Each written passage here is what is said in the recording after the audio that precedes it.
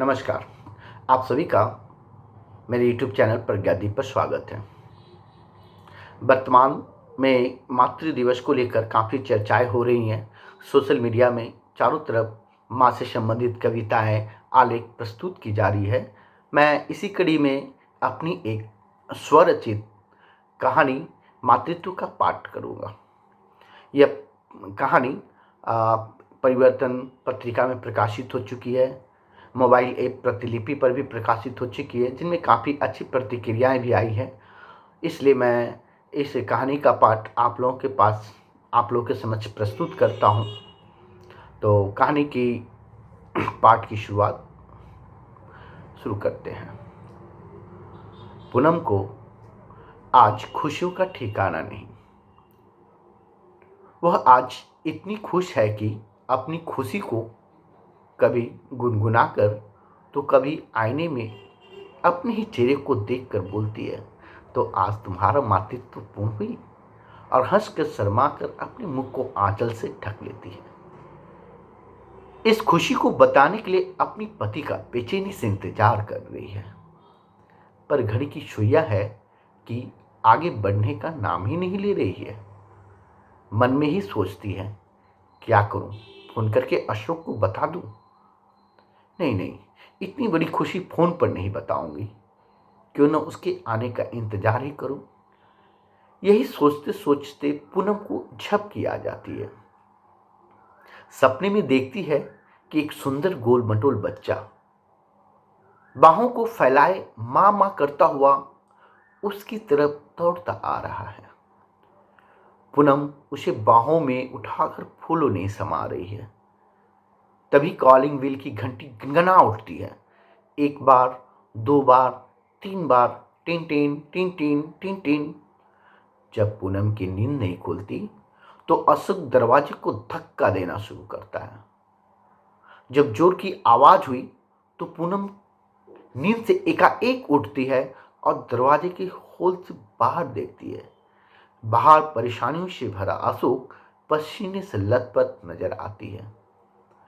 पूनम झट से दरवाजा खोल देती है। दरवाजा खोलते ही अशोक अंदर आता और गुस्से में कहता है, क्या कर रही थी इतनी देर अंदर? मैं कब से कॉलिंग बेल बजा रहा हूं। पूनम बोली, मुझे थोड़ी झपकी आ गई थी। ठीक है, थोड़ा पानी लाओ। ठीक है बोलकर पूनम किचन की तरफ भागती है। ये लीजिए ठंडा पानी। अशोक पानी पीने के बाद, आज बहुत गर्मी है, साथ ही ट्रैफिक भी ज्यादा है। पूनम झट से बाहों का हार अशोक के गले में डालते हुए तिरछी नजरें करके कहती है, आज मैं आपको एक खुशखबरी दूंगी। कैसी खुशखबरी? आप गेस कीजिए। ओह बोलो भी। पूनम की आंखें छू जाती है, शर्म से चेहरा लाल हो जाता है। उसके मुख से धीमी आवाज निकलती है, मैं मां बनने वाली हूं। सुनती अशोक की परेशानियों से भरे चेहरे पर खुशियां की लकीर दौड़ आती है। सच? हाँ सच। मानो दोनों की वर्षों की तपस्या का फल मिल गया हो। खुश होने की वजह भी क्यों ना हो, पूनम शादी के 9 वर्षों के बाद मां बन रही है। इसके लिए न जाने अशोक और पूनम ने एक से बढ़कर एक डॉक्टर को दिखाया, मंदिर मस्जिद में मन्नतें मांगी, साधु सन्यासियों की सेवा की, कहां कहां नहीं नाक खाक छाना। अशोक की इच्छा थी कि पूनम मां बने और आंगन खुशियों से झूम उठे। आज यह समाचार सच में अशोक को ताप में शीतलता का अनुभव है। अशोक को खुशियों का ठिकाना नहीं रहा। वह खुशी से पूनम को बाहों में भर लेता है। पूनम, आज तुमने मेरे जीने के मायने बदल दिए। आज मेरी इच्छा पूर्ण हुई। आज मैं बहुत खुश हूं।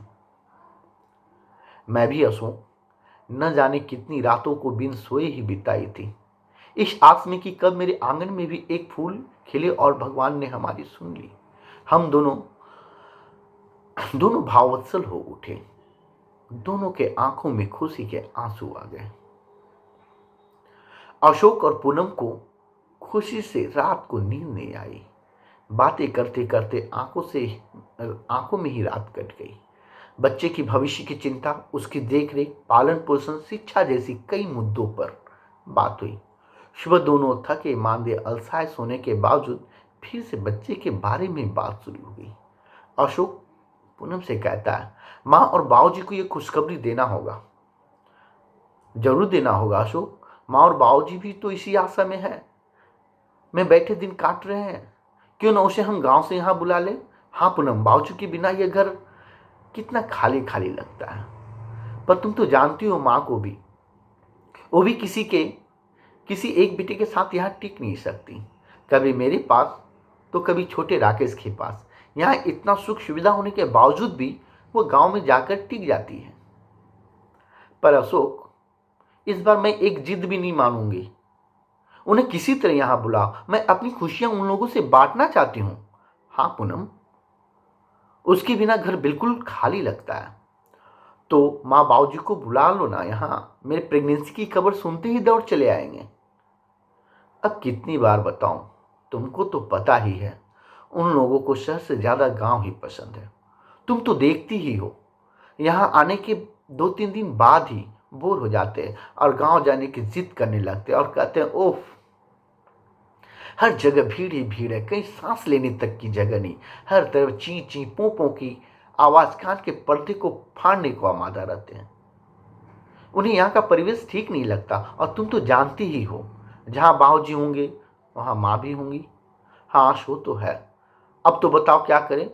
क्या करोगे, पहले माँ बाबूजी को इस बात की सूचना तो दो।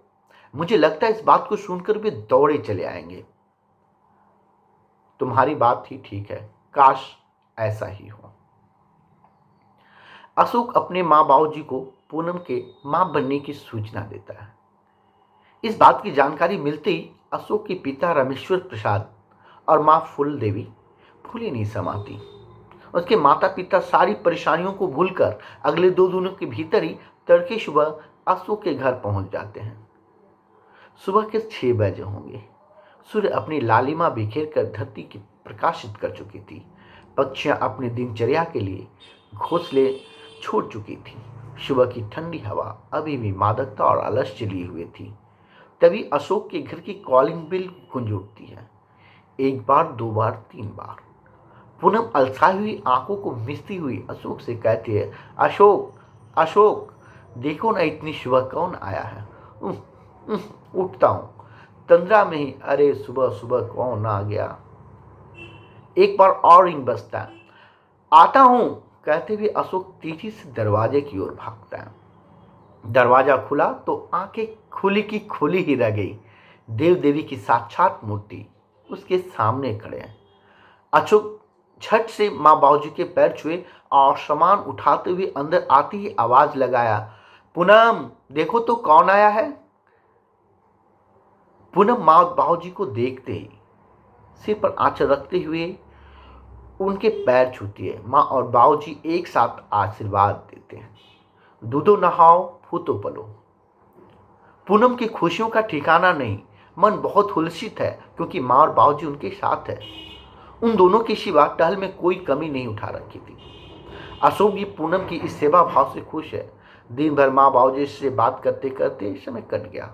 दोपहर के खाने पीने के और आराम के बाद जब माँ बाबूजी शाम को उठते हैं और पूनम चाय की प्याला लिए उसके पास जाती है। पूनम को देखते ही माँ कहती है, आओ बेटी मेरे पास बैठो। पूनम चाय का प्याला देकर उसके पास बैठ जाती है। माँ बताओ बेटी, तुम्हारी तबीयत कैसी है। ठीक है माँ। कितने महीने का है। यही 1.5 महीने का। डॉक्टर को दिखाई हो ना। हाँ माँ।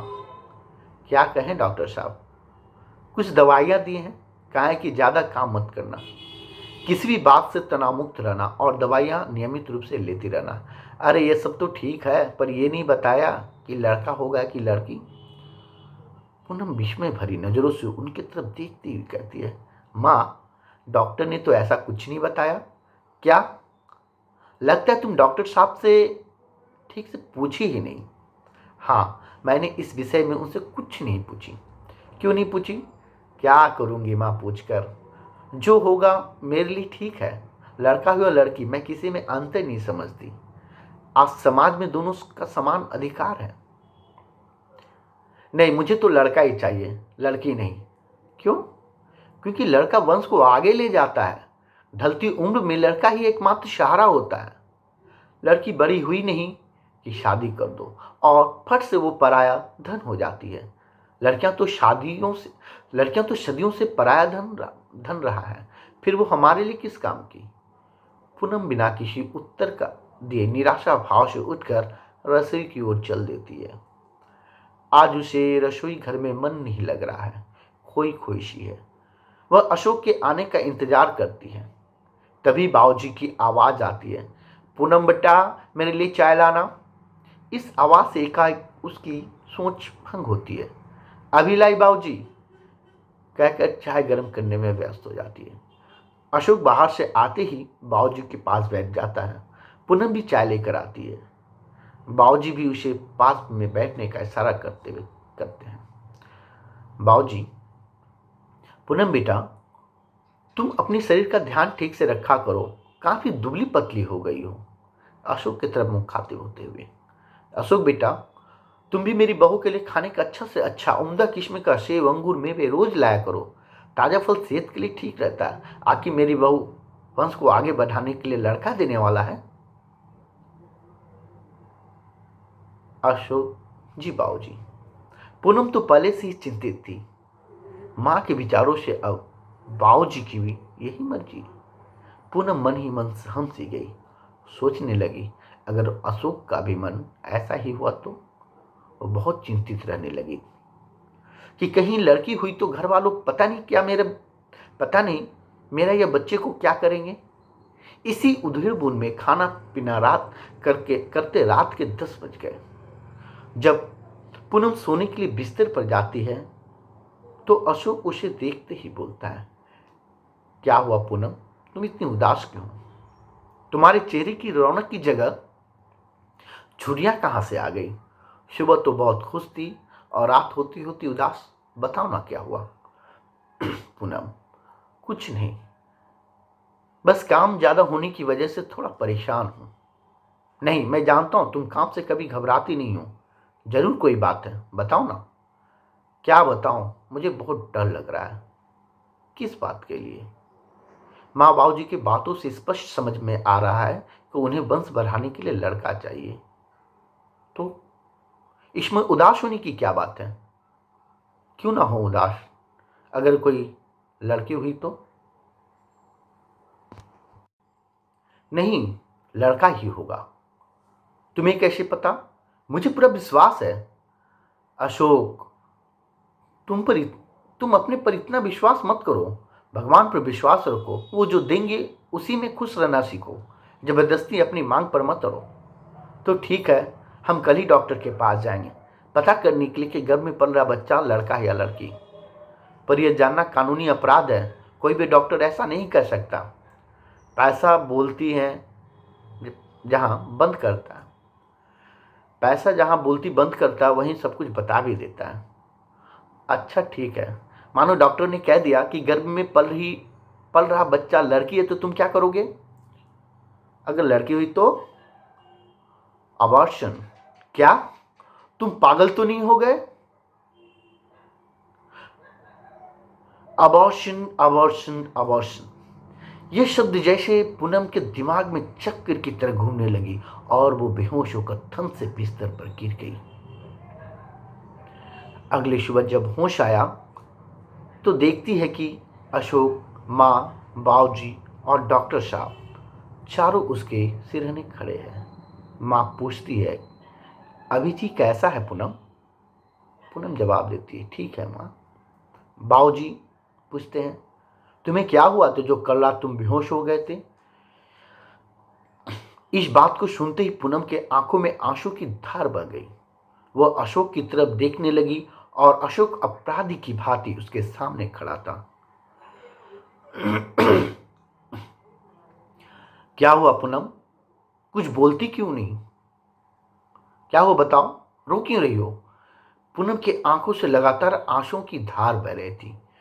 तभी अचानक पूनम का कोमल चेहरा रौद्र रूप धारण कर लेता है। वह जोर जोर से चिल्लाते हुए बोलती है, जिस मातृत्व सुख के पाने के लिए मैं 9 वर्षों से इंतजार कर रही हूं, सिर्फ लड़की के लिए उस सुख से पुनः वंचित हो जाऊं? मैं नहीं ऐसा होने दूंगा, और मैं नहीं ऐसा कभी होने दूंगी। चाहे लड़का हो या लड़की, मैं इस बच्चे को जन्म दूंगी। इसके लिए मुझे रणचंडी भी बनना पड़े तो मैं बनूंगी। संसार के चाहे मेरे अपने भी अगर इसका विरोध करेंगे तो भी डरूंगी नहीं। तुम्हें इस धरती पर आने का पूरा अधिकार है। तुमसे यह अधिकार कोई नहीं छीन सकता। कोई नहीं, मैं भी नहीं। पूनम के इस रौद्र रूप को देखकर घर के सारे लोग डर जाते हैं और दोबारा घर में किसी को भी लड़का या लड़की की बात करने की हिम्मत नहीं होती है। धन्यवाद।